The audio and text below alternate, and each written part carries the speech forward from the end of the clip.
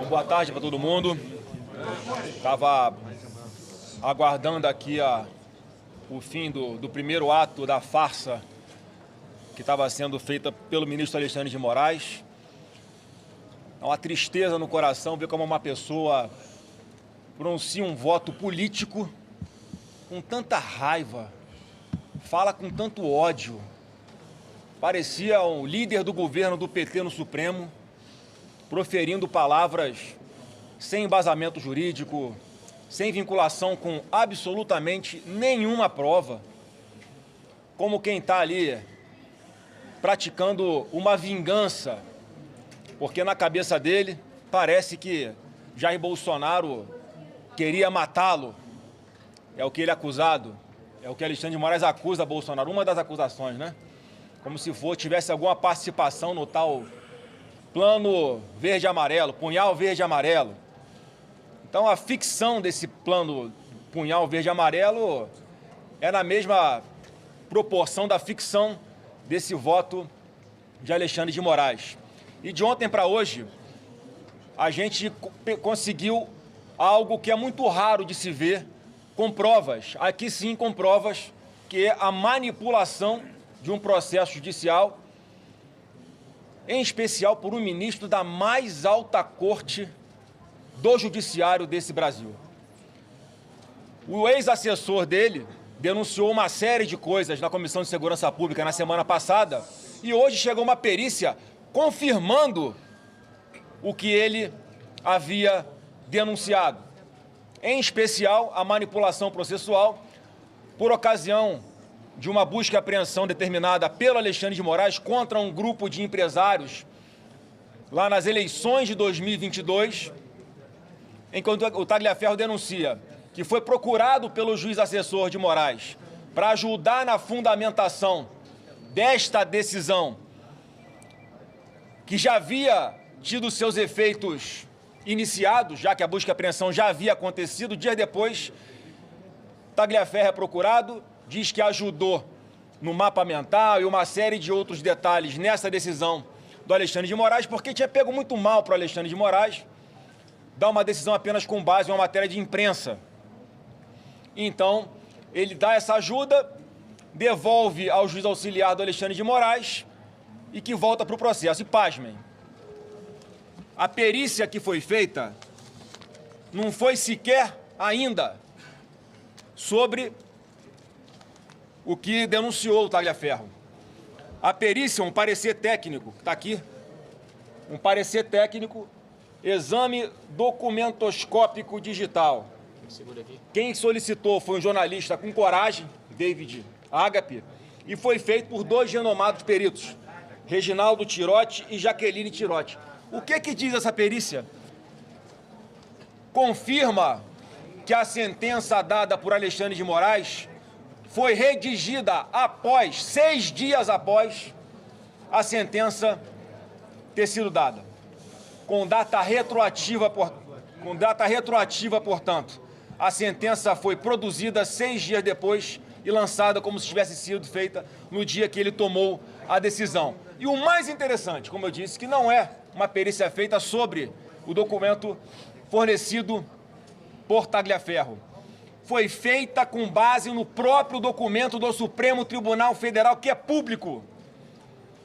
Foi extraído da página do STF. De lá extrai-se um documento que é a sentença de Alexandre de Moraes e a perícia comprova, pelos metadados do documento do Word, que é como foi feita essa sentença, que ela foi criada e modificada no mesmo dia, 6 dias após a sentença. Eu vou só ler aqui um pequeno trecho da conclusão, segura para mim, por favor, da conclusão dessa perícia, que é um escândalo isso daqui. Eu entendo porque muitos da imprensa ficaram preocupados de publicar essa denúncia que estava na mão de alguns já. Conclusão da perícia. Os peritos examinaram o documento questionado, chegando à conclusão de que o referido documento foi antedatado. A data declarada, 19 de agosto de 2022, que é a data onde ele deu a ordem para a realização da operação sobre o grupo de empresários, diverge da data técnica de compilação ou seja, de concepção, de nascimento desse documento, que foi em 29 de agosto de 2022.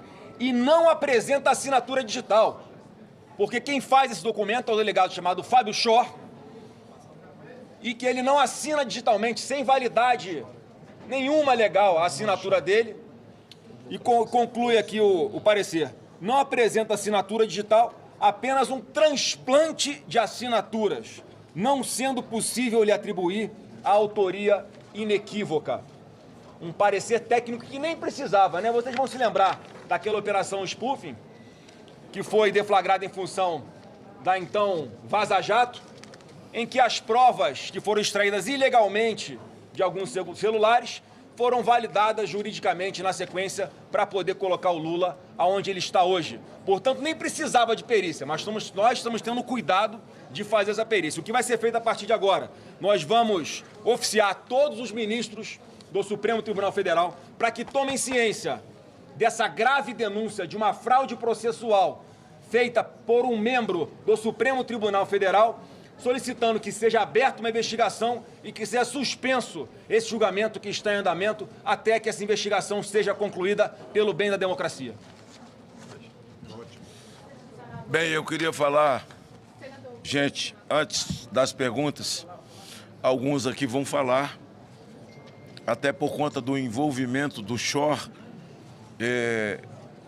alguns vão usar a palavra antes que vocês façam as perguntas. O julgamento que ora acontece, ele é ilegal e é imoral. As peças apresentadas por Alexandre de Moraes, elas estão longe de estar condenando alguém que nada roubou, que não esvaziou os cofres do país, alguém que não lambeu os fundos de pensão, que assaltou a Petrobras. Jair Bolsonaro não está sendo julgado por peculato, por lavagem de dinheiro e por formação de quadrilha. Jair Bolsonaro está sendo julgado por uma tara de Alexandre de Moraes. Ele tem uma tara pessoal em Jair Bolsonaro. É pessoal tão somente. É vergonhoso o que está sendo feito fora do ordenamento jurídico do país. O país sempre teve um ordenamento jurídico e todo e qualquer julgamento tem que ter como base o ordenamento jurídico, até porque esse julgamento deveria estar acontecendo na primeira instância, não tão somente para Jair Bolsonaro, mas para todos aqueles que foram presos no dia 8 de janeiro. Então, veja, além de ser ilegal fora do ordenamento, ele achou que o crime era pouco. Ele criou mais um departamento criminoso, onde, por ironia do destino ou não, providência de Deus, ele coloca o talha-ferro como o líder principal. Percebendo as ações de Alexandre de Moraes, tão somente com pessoas que se denominavam, que se assumiam direitistas, patriotas e que discordava plenamente das ações já do Supremo e desse governo que aí está, que o senhor Zanin, que hoje faz parte dessa primeira turma, que é o ex-advogado do Lula, que, segundo os ministros do Supremo, e o Gilmar chorou no dia, ele é tão competente que achou uma filigrana jurídica para poder inocentar o Lula, e não foi filigrana jurídica, foi filigrana geográfica. Ah, descobrimos, não é mais em Curitiba, é em Brasília. Recomeça em Brasília e o presidente da República que eles colocaram aí, após acabar com a segunda instância, que está realmente envolvido nesse consórcio que envolve o Supremo Tribunal Federal e esse governo, é tirar Jair Bolsonaro do jogo político. É alijá-lo do jogo político.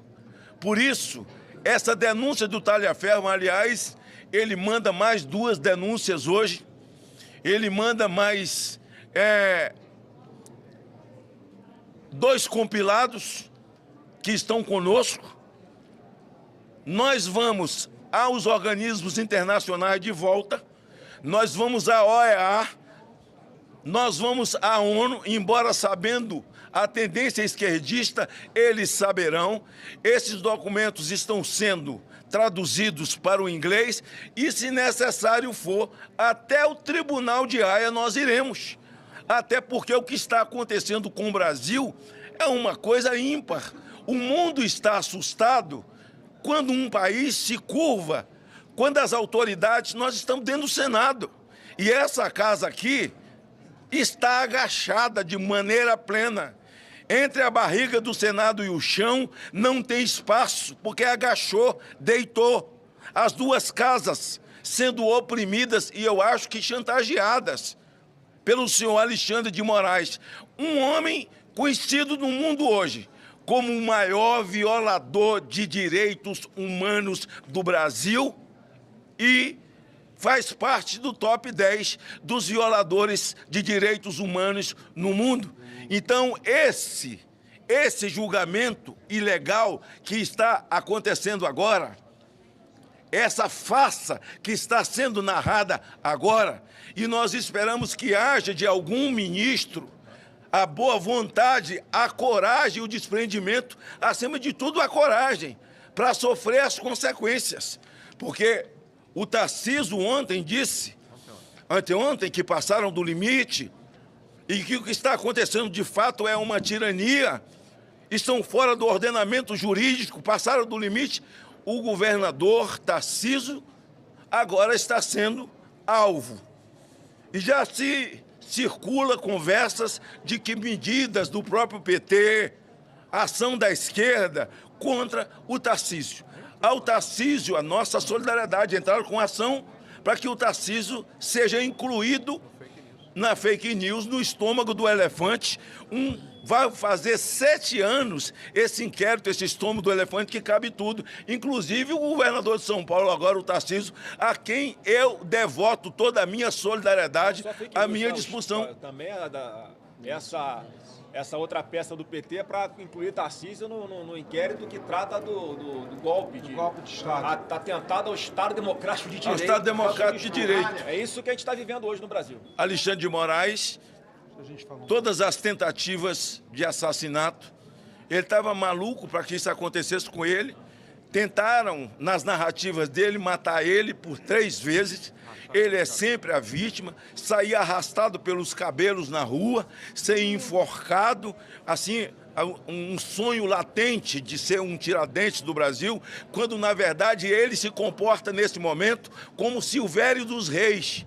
É um Silvério dos Reis moderno, expondo Tiradentes em praça pública, se assim nós podemos fazer essa analogia. Então, para todos nós, estamos com um documento verdadeiros, não estamos aqui fazendo discurso por discurso, nós faremos novamente, senador Jorge Seif, a via crucis, deputado Marcel, Flávio Bolsonaro, Zuco, nosso querido Portinho, que estivemos juntos lá na OEA. Nós voltaremos, Zuco, entregaremos na mão de todos eles, mesmo sabendo da tendência esquerdista deles. Eles receberão a verdade.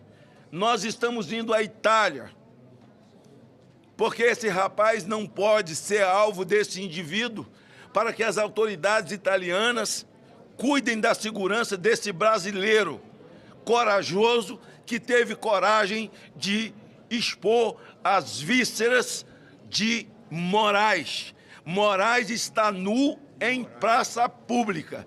Certamente, ao final de tudo isso, nós o chamaremos de Alexandre o Imoral. Senhoras e senhores, boa tarde a todos.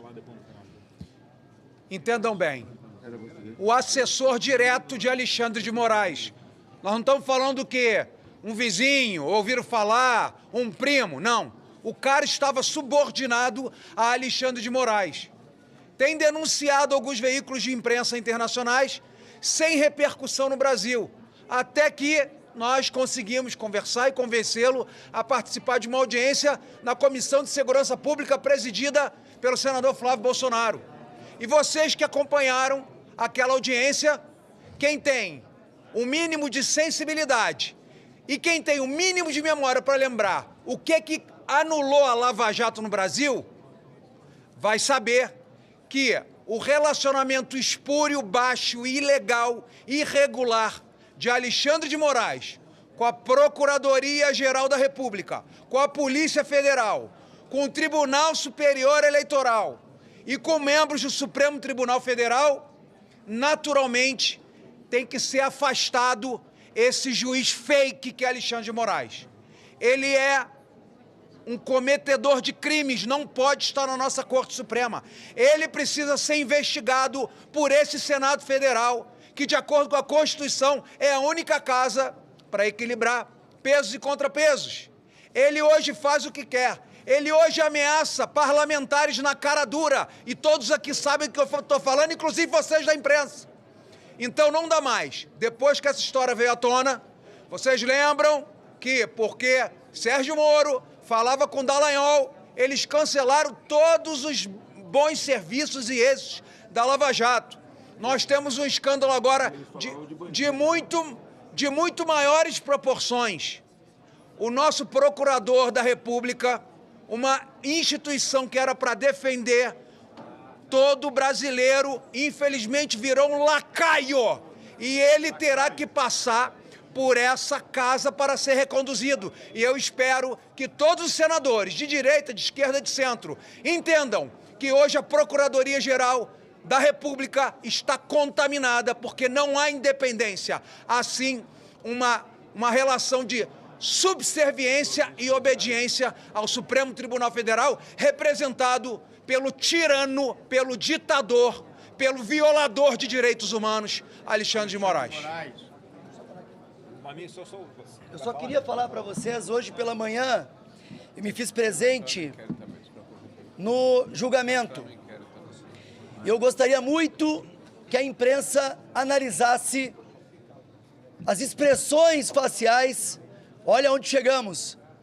O prazer com que o ministro Alexandre de Moraes tem de falar do presidente Bolsonaro. Não só como líder de organização criminosa, mas por vários momentos, vários foram os momentos que ele buscava esconder o seu ânimo em buscar em 70 terabytes. Gravem esse número, porque foi um dos motivos em que todos os advogados da defesa pediram mais tempo.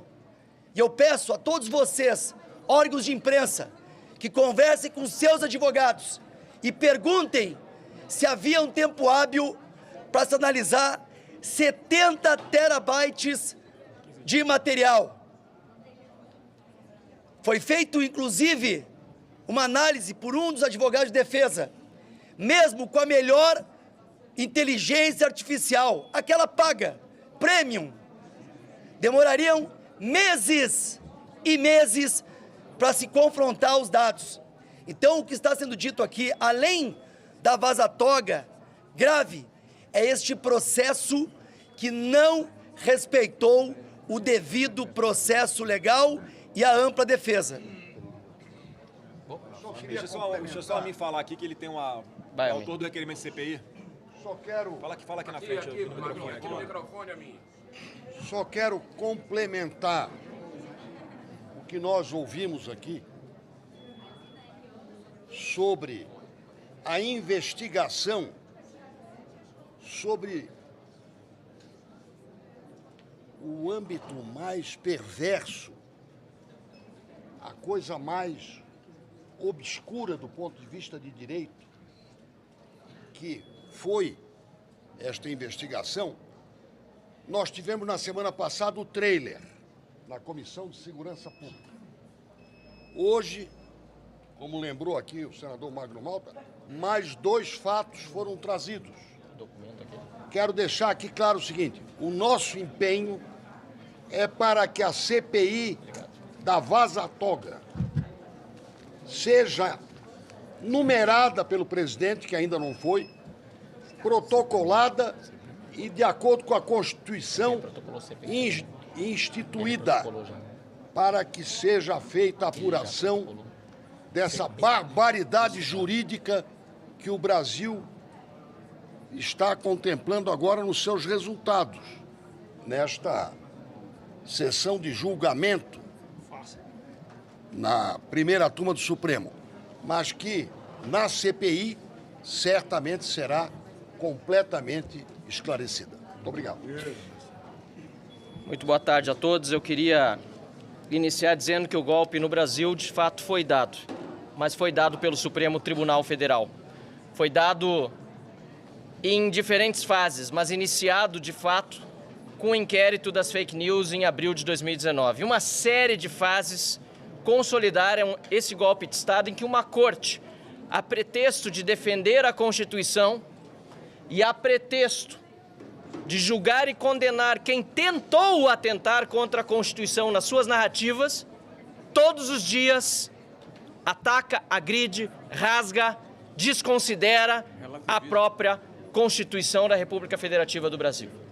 E nesse momento eu falo aqui não apenas como líder do Novo, mas como parlamentar também, vítima, como tantos outros, dos abusos de autoridade, das perseguições do judiciário brasileiro, em particular do Supremo Tribunal Federal, até para que se excetuem todos os membros do Poder Judiciário dignos e que merecem o nosso respeito, e perseguido também pelo governo Lula.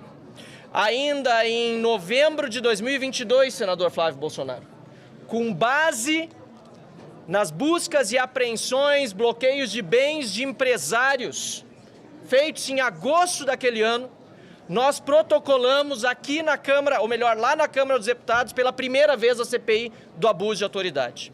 E naquela oportunidade, o evento em que Alexandre de Moraes faz buscas e apreensões baseado em uma matéria jornalística já era considerado abusivo. Fato determinado.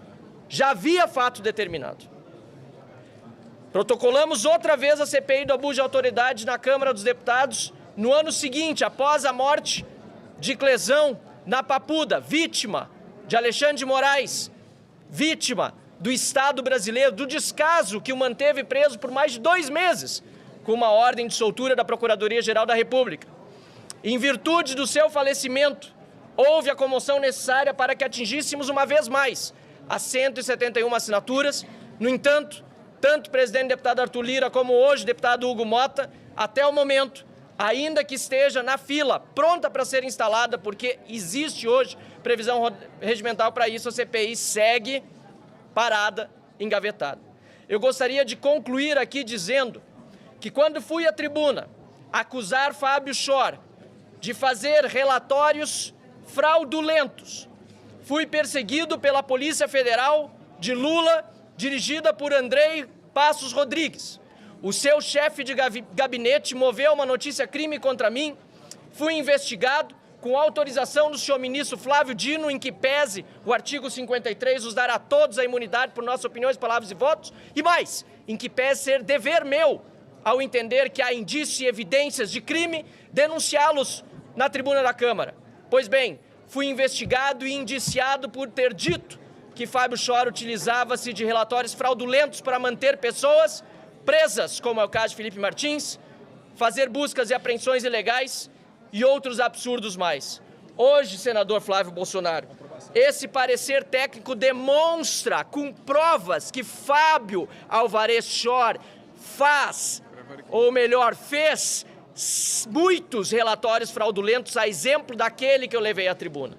E é por isso que, mais uma vez, eu digo aqui, saudando o senador Esperidião Amin, que já protocolou a CPI da Vaza Toga aqui, o deputado federal Carlos Jordi, que está prestes a conseguir as assinaturas para uma comissão mista de investigação, de inquérito, também da Vaza Toga, juntando Câmara e Senado, que é urgente, já passou da hora, que se investiguem todos esses abusos, punam-se aqueles que os cometeram, pacifique-se o Brasil e nós possamos nos livrar deste estado de exceção que, repito, aquilo que disse no início, foi gerado, gestado, criado e está sendo fomentado e consolidado pelo Supremo Tribunal Federal. Muito obrigado. Isso aí, Marcelo. Quero só deixar ainda mais claro para aqueles que não perceberam a fraude processual, e aqui eu falo como senador, mas também como advogado que sou. Primeiro, Moraes identificava o seu alvo. Depois, ele atirava. Ele soltava decisões restritivas, busca apreensão, entre outras. E só depois eram instruídos os processos para embasar aquelas decisões tomadas. Isso é uma clara desvirtuação do devido processo legal. Qualquer advogado, qualquer estudante de direito, e sabe-se lá por que não a OAB até agora parou para se debruçar sobre isso, que a perícia comprova. No processo, no devido processo legal, primeiro se instrui o processo e depois se submete à decisão do juiz. Nada do que foi feito por Alexandre de Moraes, no caso dos empresários e nos outros casos que se repetem, inclusive hoje o julgamento do presidente Jair Bolsonaro. Primeiro identificou-se o alvo e depois das medidas restritivas se confeccionou os documentos, as provas, ou se elaborou, melhor dizendo, uma narrativa para justificar as ações que ele previamente já havia decidido por vontade própria e por revanche. Essa é a fraude processual. Admira-me um ministro do STF praticá-la, quem deveria resguardar a nossa Constituição. Isso é muito grave, o que acontece, e que deve, por isso, ser investigado na Vaza Toga e por denúncia dos senadores, liderado pelo senador Flávio, à PGR e a todos os ministros do STF. Obrigado. Só perguntas aí? O Marinho, depois do Marinho aqui, deixa eu fazer as perguntas. Depois do Marinho. Senador Marinho, vai. Bom, rapidamente aqui para que as perguntas aconteçam, tá? Olha, a nossa posição aqui já foi externada por todos aqueles que me antecederam, mas uma questão aqui que precisa ser enfatizada é que foi banalizado, infelizmente, pelos meios de comunicação, pela opinião publicizada, por muitos que detêm o poder político e econômico do nosso país, as transgressões reiteradas que são feitas à Constituição em nome do que se permitiu chamar de direita consentida. Os editoriais dos grandes jornais deixam isso muito claro. A lei está sendo excepcionalizada, a legislação está sendo relativizada, mas é permitido, mas é consentido, porque quem está sendo vitimado por isso é, entre aspas, o inimigo do Estado. É alguém que não merece o amparo da Constituição, que deveria ser o escudo de todos nós. Virou uma espécie de palavra de ordem. Tudo é possível, tudo é necessário para se retirar da vida pública aqueles que o senso comum, entre aspas, não permite que exerça a sua representatividade. Quando as primeiras notícias do Vaza Toga aconteceram, eu particularmente fiquei perplexo com o silêncio da imprensa, porque ali estava vazamento de conversas em que o juiz auxiliar do então presidente do Tribunal Superior Eleitoral, o senhor Alexandre de Moraes, tinha como principal técnico de tecnologia daquele tribunal. E essas conversas eram, inclusive, abre aspas, use a criatividade para encontrar indícios que permitam que eu possa processar, emudecer, retirar de cena adversários políticos. Me lembrei muito da história quando Beria, que era o chefe da polícia soviética, dizia para o Stalin, me mostre o homem que eu lhe apontarei o crime. A história está se repetindo, gente. E naquela oportunidade, como cidadão e como parlamentar, representei o CNJ, porque nós defendemos o Estado da lei, de direito. O Estado de Direito que deve proteger a todos nós, não apenas aos amigos da lei ou da conveniência do momento. E recebi, como resposta do CNJ, que aquelas eram conversas normais e republicanas que aconteciam entre auxiliares daquele poder, o CNJ. Depois, as novas notícias do Lava Toga. Eu não vou nem me deter sobre outros aspectos que já foram reiterados aqui, mas que mostram de forma cabal que aquele que era o principal operador do senhor Alexandre de Moraes utilizou um tribunal, o Tribunal Superior Eleitoral, de forma ilegal para justificar ações de processo contra pessoas que haviam sido presas em escala industrial durante 8 de janeiro até maio de 2023. Até maio de 2023. Essa utilização ilegal do nosso aparelho judicial para imputar crimes a quem não os cometeu e, sobretudo, rotular pessoas como se fossem criminosos, porque a partir de 2018, de alguma forma, haviam feito alguma crítica ao atual presidente da República e ao seu partido, ou haviam tido a ousadia de questionar o sistema eleitoral, esses eram imputados numa certidão como positiva e deveriam ficar presos nas audiências de custódia que passaram a ser mera formalidade, até porque esses juízes eram impedidos de ter a livre-arbítrio, de decidirem em função do que estavam assistindo, dos depoimentos que estavam tomando. Pessoas foram condenadas a 14, a 17 anos de prisão e os juízes que os condenaram, os membros da primeira turma, sequer olharam nos olhos dessas pessoas. Desconheceram as suas histórias, se esconderam através de julgamentos virtuais, de escala, repito, industrial, desconhecendo todo o ordenamento jurídico, desconhecendo a questão da ampla defesa, desconhecendo o fato de que existe a questão do réu primário e dos antecedentes da jurisprudência. Criaram todo um cenário e todo um contexto para justificar. Ora, se Débora, que pintou de batom uma estátua, vai levar 14 anos de prisão, o que dirá Jair Bolsonaro, que na narrativa deles é o perpetrador e o mentor desse pretenso golpe. O que eles não estão percebendo é que eles estão destruindo vidas para alcançar um objetivo espúrio. Estão destruindo reputações. Estão abrindo mão de olhar o que todo juiz deve ter, o discernimento de observar a lei, mas ter, sobretudo, a imparcialidade. E esse julgamento está desde o princípio eivado desse princípio.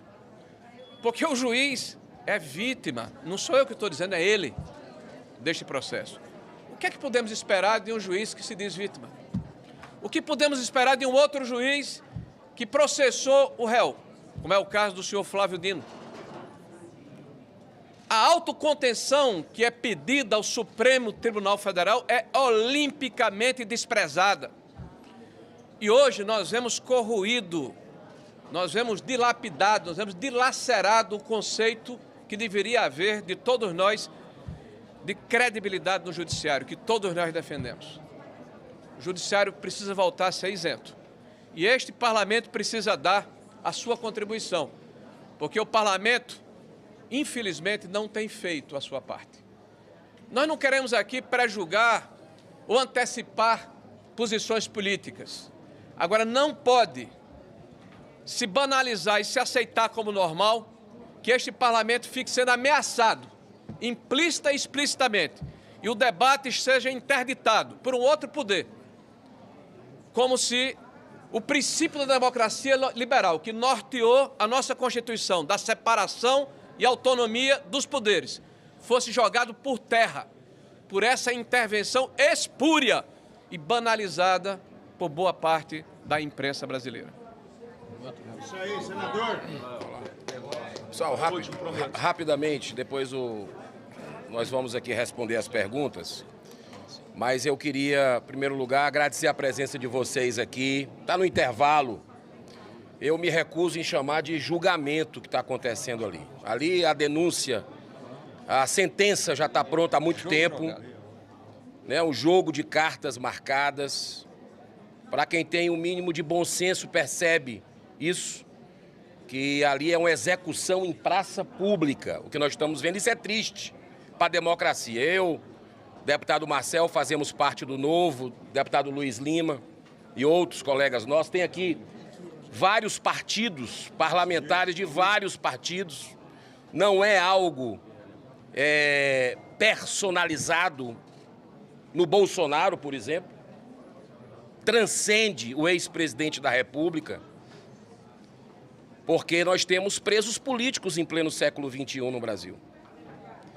E eu acho que nós que fazemos parte desse país e vimos o movimento pacífico que nós tivemos no dia 7 de setembro, dos brasileiros indo para as ruas, pedindo paz, pedindo perdão.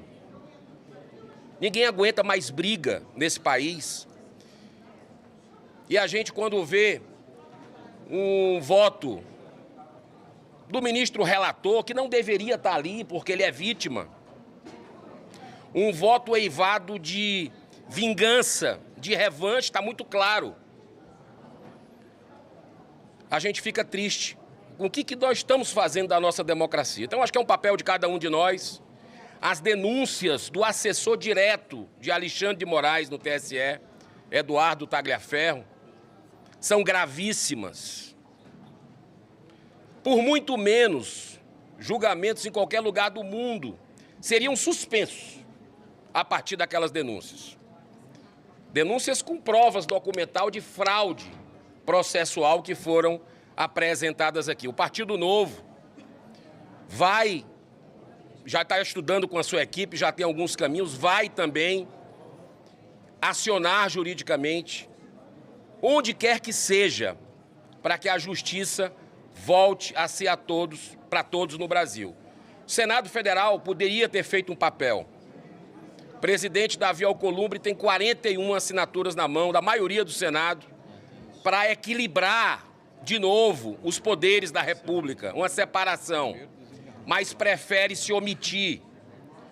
Totalmente diferente do parecer da Advocacia Geral do Senado, que rapidamente, do careca do INSS, deu legitimidade para esse sigilo de 100 anos.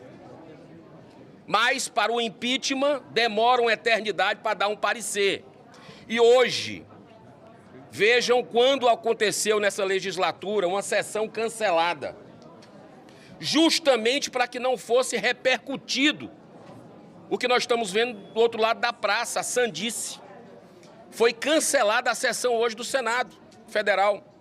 Ou seja, não podemos usar a tribuna. Isso é o modus operandi que a gente vê quando a gente precisa parlar. Então, eu espero que voltemos ao caminho da paz e só tem um jeito. A anistia aos presos políticos do Brasil para pacificar, reconciliar. Essas pessoas não pegaram em armas, não tiveram o direito à defesa ao contraditório. Muitas vezes seus advogados não tiveram acesso aos autos. Essas pessoas não tiveram a individualização das condutas. Então, estão com a sua vida devastada e nós precisamos restabelecer a justiça. Assim como o impeachment desse ministro que tem causado esse caos institucional no país. Vamos, ao limite das forças, dentro da Constituição, ou o restinho dela que ainda temos, restabelecer um Brasil realmente que respeita o seu ordenamento jurídico. Muito obrigado. Senador Flávio, gostaria de fazer duas perguntas. A primeira, existe a alegação de que a denúncia do Tagliaferro não é válida porque ele foi demitido do gabinete do ministro Moraes após ser preso por atirar contra a esposa e as duas filhas, além de responder na Justiça de São Paulo por desvio de espólio. Outra pergunta é a seguinte: nenhuma das defesas argumentou que há perseguição política nesse julgamento. E para completar, o advogado Celso Vilardi, do ex-presidente Jair Bolsonaro, anteriormente, antes de ser contratado, ele gravou uns 3 vídeos dizendo que o relatório da Polícia Federal é robusto, de que a acusação da PGR tem provas de que realmente houve um crime de golpe de Estado. Isso, palavras do Celso Vilardi. Os senhores se arrependeram também de contratar ele para fazer a defesa de Jair Bolsonaro, senador? Não, parece que a senhora tem procuração do Alexandre de Moraes, né, para falar em defesa dele. É isso mesmo. Vamos por partes aqui. Em primeiro lugar, parece que o Tagliaferro, até onde eu saiba, essa acusação que ele sofreu foi transformada num disparo acidental de arma de fogo. Então tem que atualizar a pergunta antes de querer desqualificar uma pessoa que teve a coragem de vir a público e fazer as denúncias que está fazendo contra o Alexandre de Moraes. Porque, infelizmente, muitos jornalistas gostariam de praticar aquilo que aprenderam nas universidades, de dar um furo de reportagem, mas ao perguntar para o superior do seu veículo se podia falar, olha, contra o Alexandre de Moraes é melhor não. Então, se vocês acham que isso é uma democracia normal, onde até a imprensa ela é ameaçada de fazer o seu trabalho vital, assim, eu não sei mais em que democracia, parece que vocês concordam com a democracia relativa do Lula. Com relação ao Celso Vilardi, o que eu vi foi a defesa dele muito enfática, elencando várias ilegalidades ao longo de todo esse processo. Inclusive foi um dos que falou que teve apenas 15 dias para analisar os 70 gigabytes, de terabytes que tinha de informações sobre diversas coisas que aconteceram no processo. Só para que todos entendam como é que a defesa é cerceada. O Alexandre de Moraes fala, nós demos acesso às provas. Mentira. Mentira porque ele dá acesso ao que o Ministério Público ou a Polícia Federal selecionou, pinçou de todas as quebras telemáticas, de telefone, de conversa de WhatsApp, para que a defesa analisasse aquilo. Quando, na verdade, há uma infinidade de outros contextos, outras conversas, que, sem dúvida alguma, confirmariam ainda mais a inocência, não só de Jair Bolsonaro, como de vários outros acusados injustamente nessa narrativa petista que o senhor Alexandre de Moraes narrou hoje. Eu queria só fazer um acréscimo aqui. Se nós levarmos em consideração que após a denúncia, o Tagliaferro imediatamente já foi acusado de um problema lá em São Paulo, já teve bens bloqueados e tudo. Imagine os jornalistas aqui, se forem demitidos, né, sem justa causa, passarem a ser taxados de, sei lá, inimigos ou coisa parecida, porque vão à Justiça do Trabalho fazer uma reclamação. Tá? Então é uma desqualificação de quem procura seus direitos. Então o patrão vai e desqualifica porque ele foi fazer uma denúncia, ele era amigo, era uma pessoa que tirava foto abraçado, sorrindo, lindo e maravilhoso. Na hora em que ele passou a mostrar as entranhas do poder, ele passou a ser o inimigo, odiado, deplorável, etc. É como se o jornalista denunciasse alguma coisa contra Alexandre de Moraes e ele virasse réu porque está atrapalhando a democracia no Brasil, algo parecido. Essa é a estratégia das ditaduras desde sempre. As ditaduras sempre fizeram isso, desqualificar as pessoas. Da defesa, o Paulo Nogueira, ele fala que tentou demover o presidente Bolsonaro de uma ruptura democrática. Como é que o senhor vê essa Primeiro que ele não falou isso, né? Isso você vê como é que o Alexandre de Moraes tortura até os testemunhos. O que foi conversado lá e que foi admitido era estado de defesa ou estado de sítio, não sei, um dos dois, algo que está na Constituição. Então, como não havia base para nada, foi todo mundo para casa e nada aconteceu. Então, como é que demoveu de alguma coisa, de tentativa de golpe? Como Dilma consultou Vilas Boas. A Dilma consultou o então comandante do Exército, o general Vilas Boas. Ele denuncia isso, inclusive, na revista Veja, e a Dilma está respondendo por alguma coisa? Não está. Então, qualquer conversa pode, a partir de agora, inclusive no privado de WhatsApp, virar um atentado contra a democracia. É esse o país que nós estamos vivendo hoje e que não pode continuar e só vai ter um fim com o impeachment do Alexandre de Moraes. Senador, o senhor pode descrever um pouco mais detalhes do que diz essa perícia? Quem encomendou e o que ela diz? Eu aproveito a pergunta do meu colega. Licença, vou aproveitar a pergunta da minha colega, que eu tenho uma dúvida. Uma dúvida técnica sobre a perícia. O senhor comentou que foi feita pelo Tirotti. O Tirotti, se eu não me engano, né? Se foi o que o senhor disse mesmo. Eu não conheço ele também. Ele é uma figura que, enfim, está envolvido na perícia de outros laudos, envolvendo o padre Júlio Lancelotti em São Paulo. Uma figura um pouco polêmica, um pouco associada até figuras de direita. Eu queria entender um pouco melhor essa escolha da perícia, entender melhor quem foi encomendado essa perícia. Não, obrigado. É importante falar aqui, porque, de fato, eu não conheço, não sei quem é. O que eu sei é que é uma pessoa renomada e que, em vários processos de tramitação no Supremo, usa-se a perícia dele. Mas então, o que tem que ser refutado é o que está escrito aqui na perícia, não é quem assina a perícia. Quem encomendou foi o jornalista David Agape, tá? Porque as denúncias que foram trazidas por Tagliaferro e por ele Nenhum veículo de comunicação quis dar prosseguimento, então é uma pessoa que tem que ser respeitada, que solicitou essa perícia, e é feita sobre o quê? Não é sobre o que o Tagliaferro trouxe até a comissão. Isso também está sendo periciado e já adianto para vocês que bate aquilo que ele está dizendo. Estou só esperando o laudo oficial. O que essa perícia traz, eles foram no site do STF, extraíram o arquivo da decisão do Alexandre de Moraes, que determinou a operação sobre os empresários. Do grupo de WhatsApp. De um grupo de WhatsApp, de uma conversa privada. E ao pegar os metadados desse arquivo, chega-se à conclusão que ele foi feito no dia 29 de agosto de 2022, quando a decisão do Alexandre de Moraes foi dada no dia 18 de agosto de 2022.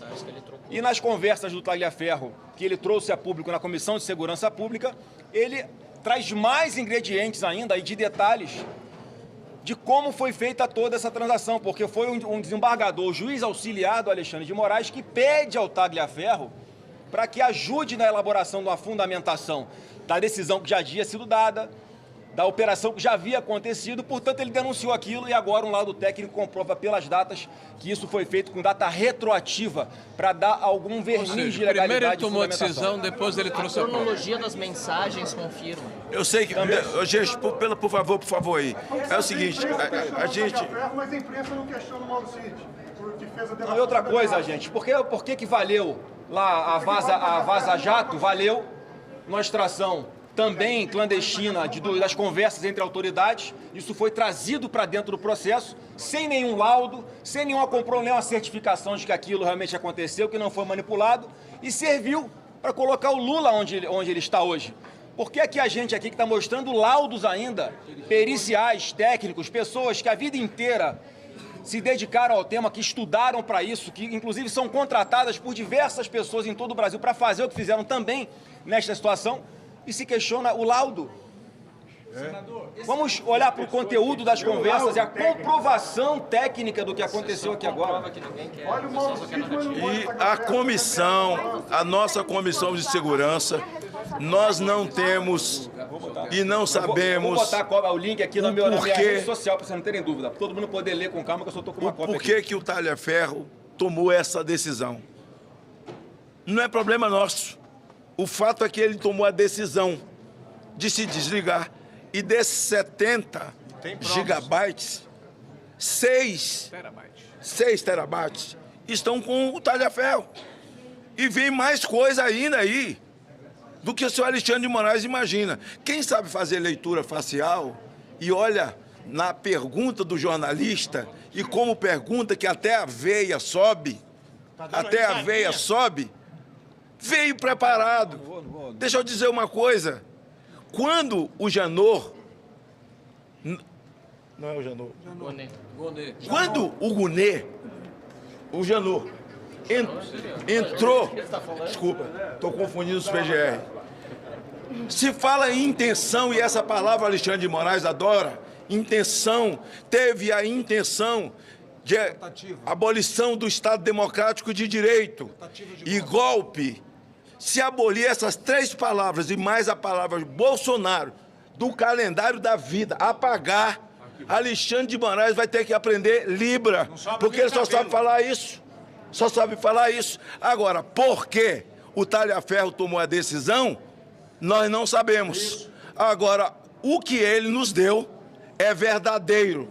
E por isso, qualquer tribunal digno no mundo, onde nós voltaremos para entregar esses documentos, certamente o senhor Alexandre de Moraes será preso. Se aqui no Brasil tivéssemos a quem recorrer, para além dessa corte, porque nós não temos para quem recorrer, nós vamos recorrer para eles mesmos, mas vamos entregar na mão deles exatamente aquilo que nós temos e temos testificado, para a vergonha de quem ainda defende algo tão cruel, tão degradante, tão constrangedor, degradável do que está acontecendo no Brasil. Você responsabiliza pelas alegações do Tagliaferro e o que está naquele laudo? Isso que eu queria entender. Mas cara, vocês estão questionando o laudo técnico.